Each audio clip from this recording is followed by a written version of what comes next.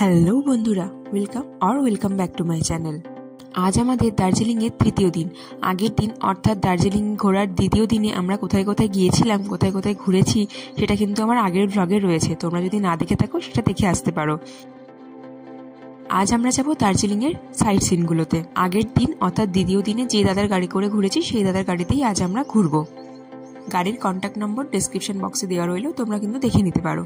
আজ আমাদের সব কটা সাইট সিন ঘোরার ভাড়া পড়েছিল 2500 টাকা। কোন কোন সাইট সিন আজ আমরা ঘুরেছি চলো তাহলে দেরি না করে দেখা যাক। সকাল সকাল রেডি হয়ে জলখাবার পর্ব শেষ করে আমরা চলে আসি দার্জিলিং মলের কাছে। সেখান থেকে পায়ে হেঁটে যেতে হবে আমাদের দার্জিলিং ক্লক টাওয়ারের কাছে। সেখানেই আমাদের গাড়ি পার্ক করা রয়েছে। প্রথমেই আমরা চলে যাই জাপানিজ টেম্পল অ্যান্ড পিস প্যাগোডার দিকে। সকাল হলেও জাপানিজ টেম্পলের কাছে কিন্তু বেশ গাড়ির জ্যাম লেগেছিল। প্রথমেই আমরা গেলাম জাপানিজ টেম্পল। সেখানে তখন আরতি হচ্ছিল। সেখানে কিছুক্ষণ থেকে আমরা আবার নেমে আসি। এরপর যাব পিস প্যাগোডা। এই জায়গাটা কিন্তু সত্যি খুব সুন্দর, একটা আলাদাই শান্তি কাজ করছে এখানে। কিছুটা হেঁটে কয়েকটা সিঁড়ি ভেঙে আমরা উপরে উঠলাম। দেখতে পেলাম গৌতম বুদ্ধের বেশ কিছু অবস্থানের মূর্তি।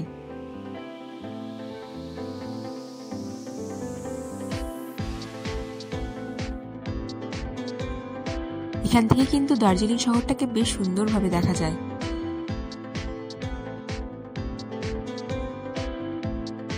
এখান থেকে নেমে এসে আমরা এবার রওনা দিলাম হ্যাপি ভ্যালি টি এস্টেটের দিকে। এটা একটা সুন্দর গোছানো চায়ের বাগান। এর সামনে একটি চায়ের দোকান রয়েছে যেখানে কিন্তু চা পাতাও বিক্রি হয়। তোমরা কিন্তু সেখান থেকে কিনে নিতে পারো। এখানে চা বাগানের ড্রেস ভাড়ায় পাওয়া যায়। তোমরা কিন্তু এগুলো পরে ছবি তুলে নিতে পারো, যেটা 50 টাকা করে ভাড়া নেবে। এখানে বেশ কিছু ফটো সেশন করে আমরা এবার যাই তেনজিং রক। এই তেনজিং রকে কেউ যদি চায় রক ক্লাইম্বিং করে উপরে উঠবে তাহলে কিন্তু সেই সুযোগও রয়েছে। এখানে গাইডও আছে, তোমরা কিন্তু গাইডের সাহায্য নিয়ে উপরে উঠতে পারো। তেনজিং রকের উল্টো দিকে রয়েছে গম্বু রক, যেটাও কিন্তু রক ক্লাইম্বিং করার একটা জায়গা। এটা কিন্তু অনেকেই জানেন না, বেশিরভাগটাই তেনজিং রকটাই দেখে থাকেন। এরপর আমরা গেলাম দার্জিলিং জু, যেটার নাম পদ্মজা নাইডু জুলজিক্যাল পার্ক এবং HMI। এখানে টিকিটের মূল্য 110 টাকা আর 6 বছরের নিচে বাচ্চাদের কিন্তু ফ্রি। এই চিড়িয়াখানাটি কিন্তু বৃহস্পতিবার বন্ধ থাকে, তাই তোমরা দেখে নেবে কোন দিন তো আসছো। ভেতরে ঢুকতেই দেখতে পাবে তোমরা একটা গাইড ম্যাপ দেওয়া রয়েছে। এখানে উল্লেখযোগ্য পশুগুলি হলো রেড পান্ডা আর হিমালয়ান লেপার্ড। এছাড়াও কিন্তু বিভিন্ন রকমের পশু রয়েছে, পাখি রয়েছে, তোমরা কিন্তু সেগুলো এসে দেখে যেতে পারো। বেশ ভালো লাগবে।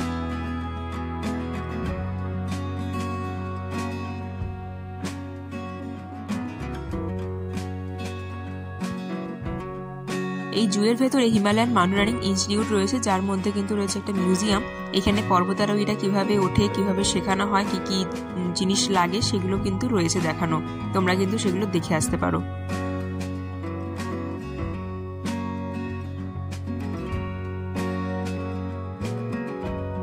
এই ছিল আমাদের দার্জিলিং এর সাইট সিন ট্যুর। এই সাইট সিন সব দেখে আমরা আবার লাঞ্চ সেরে এসে বসি দার্জিলিং মলে।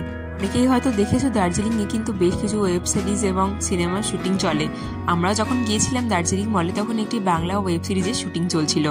আমরা আবার রুমে গিয়ে কিছুটা রেস্ট নিয়ে সন্ধ্যাবেলায় গিয়েছিলাম গ্লেনারিজে। সেখানে সমস্ত রকমের ইনফরমেশন এবং সেখানে আমরা কি কি খেলাম সেগুলো জানতে হলে কিন্তু আমার এর পরের সোর্সে নজর রাখতে হবে। এই ছিল আমাদের তৃতীয় দিনের দার্জিলিং ভ্রমণ। ভিডিওটা কেমন লাগলো অবশ্যই কিন্তু কমেন্ট করে জানিও।